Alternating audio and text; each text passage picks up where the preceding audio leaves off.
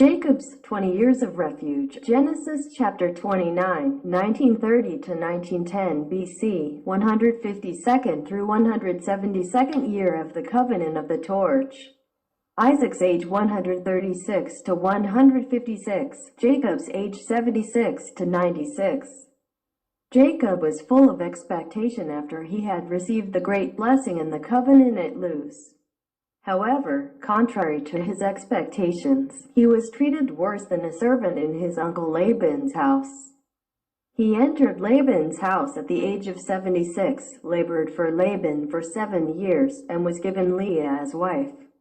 Jacob also took Rachel, whom he loved, as his wife with the condition that he would work an additional 7 years for Laban. Genesis chapter 29 verse 18. Jacob was 83 years old when he got married in 1923 BC. The 159th year of the covenant of the torch. Genesis chapter 31 verse 41. According to these calculations, Jacob was married at an old age after much of his youth had passed, 43 years later than his brother Esau. Both Isaac and Esau were married at the age of 40. Genesis chapter 25 verse 20. During the 7 years of additional labor, Jacob obtained 11 sons excluding Benjamin, and 1 daughter through his wives Leah, Rachel, Bilhah, and Zilpah. During the 7 years, Leah gave birth to 6 sons and 1 daughter, thus, assuming that she gave birth to 1 child each year. She had Dinah on the 14th year of Jacob's stay in Haran, first 7 years plus second 7 years. Since it was not too long after this time that Rachel gave birth to Joseph. It is highly possible that Dinah and Joseph were the same age, Genesis chapter 30 verse 21. Even after the birth of his 11th son, Joseph, Jacob labored another 6 years for his uncle Laban's flock, Genesis chapter 30 verse 25. Genesis chapter 31 verse 40 states, "Thus I was. By day the heat consumed me and the frost by night. And my sleep fled from my eyes." The Hebrew and for heat in this verse is horeb, which refers to the ground drought, and the word for frost is kara, which refers to water freezing coldness. Jacob endured such heat and cold without rest in order to watch over Laban's flock. Yet, Laban, his uncle and father-in-law, changed his wages 10 times. Genesis chapter 31 verse 7. Even at an old age, from the age of 76 to 96, Jacob lived for 20 years in Laban's house, where he was treated as if he were less than a human being and suffered indignity. Genesis chapter 31 verse 40. He endured the trials of the rod of men and the strokes of the sons of men. 2 Samuel chapter 7 verse 14. It was the word of God that gave him the strength to endure the 20 years of affliction, and behold, I am with you, and will keep you wherever you go, and will bring you back to this land, for I will not leave you until I have done what I have promised you. Genesis chapter 28 verse 15. The angel of the Lord appeared to Jacob to comfort him and to fill him with hope, saying, "For I have seen all that Laban has been doing to you. I am the God of Bethel, where you anointed a pillar, where you made a vow to me. Now arise, leave this land, and return to the land of your birth." Genesis chapter 31 verse 12. The God of Jacob is our God today. He sees all of our sufferings and keeps an account to wipe away our tears and repay us according to our labor.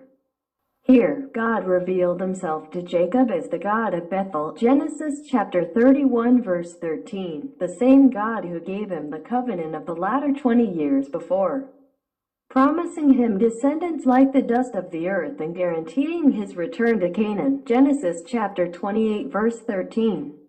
Through the God of Bethel, Jacob came to realize that the misunderstandings and injustice that he suffered under the hands of Laban and even the length of the period of suffering were part of God's sovereign will. He realized that the time had come for him to return to the land of Canaan.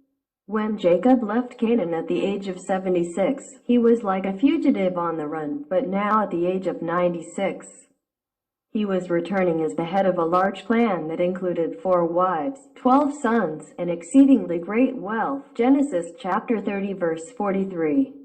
The flow of God's work of salvation, which had been passed down from Abraham to Isaac, appeared to have halted with Jacob's departure from the promised land, but this was not the case. In fact, not only did God give Jacob 12 sons so that they might become the foundation for the 12 tribes of the nation of Israel, but he also called Jacob back to Canaan so that the flow of the work of salvation would continue ever so vigorously.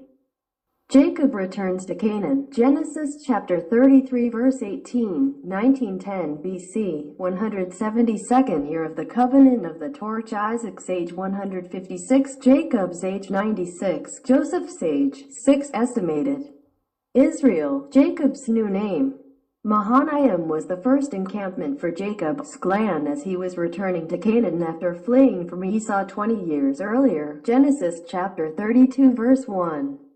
The name Mahanaim means 2 camps. 2 armies of the angels of God met Jacob and surrounded his groups on all 4 sides. Psalms 34-7.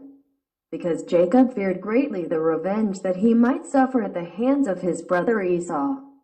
The sight of the angels of God surrounding his family brought great comfort so that he could boldly continue his journey back to Canaan. He was now sure that God would lead him safely to the land of Canaan and that he would continue to protect him in that land.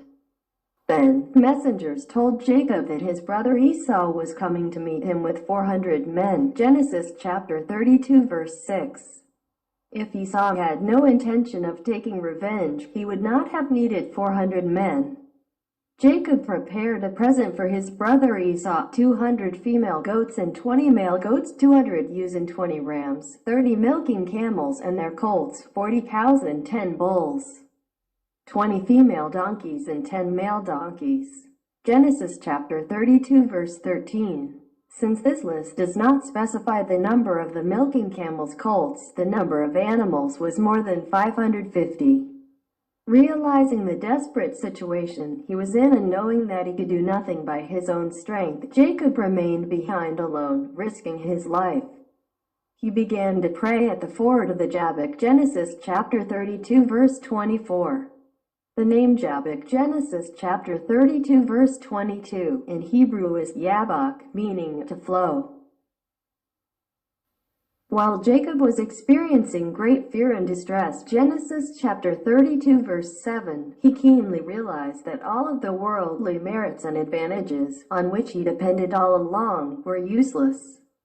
He must have prayed with all, trusting God alone, giving up all the human-centered abilities, tactics, and wit that belonged to his old self.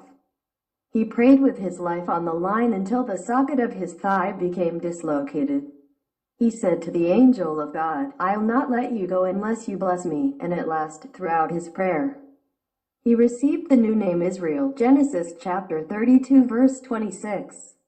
The name Israel also became the name of the nation that his descendants would establish, demonstrating that the spiritual root of the nation had come through Jacob.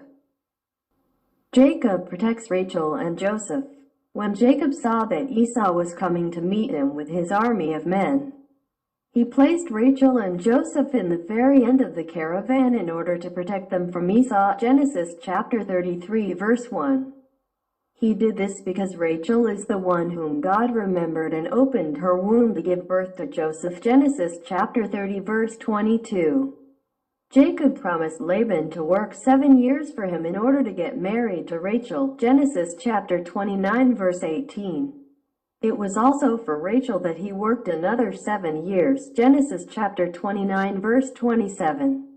In total, he worked for 14 years to take Rachel as his wife. The wife to whom the prophet Hosea refers in Hosea chapter 12 verse 12 was Rachel. Now Jacob fled to the land of Aram, and Israel worked for a wife. And for a wife he kept sheep. Among his 4 wives, Leah, Rachel, Bilhah, and Zilpah, Rachel was the only true wife in his eyes. H.C. Leupold says, "Now Jacob had naturally destined Rachel to be his only wife. Her sons should have been the firstborn. Jacob and Esau reconcile. Jacob bowed down to the ground 7 times until he came near to Esau. Genesis chapter 33 verse 3. Jacob was already 96 years old at the time. Bowing down to the ground was the most respectful way to greet another person. Thus, Jacob bowed down to the ground to demonstrate that he had deeply repented of all the things he had done to his brother in the past. Esau, seeing Jacob bowing to him with great difficulty from a dislocated thigh, ran to meet him and embraced him. He fell on Jacob's neck and kissed him, and they both wept. Genesis chapter 33 verse 4. All the feelings of hatred, conflict, and anger melted away instantly. All of this was through the work of God. Once Jacob reconciled his relationship with God through prayer at Jabbok, God reconciled Jacob's relationship with his brother Esau. If we reconcile our relationship with God and please Him, then He will help us resolve the issues that are too great for us to handle. He helps us make peace with our enemies. Job chapter 22 verse 21. Yield now and be at peace with him, thereby good will come to you. Proverbs chapter 16 verse 7. When a man's ways are pleasing to the Lord, he makes even his enemies to be at peace with him. This concludes today's message. Thank you very much. God bless you. I wish you have a good day.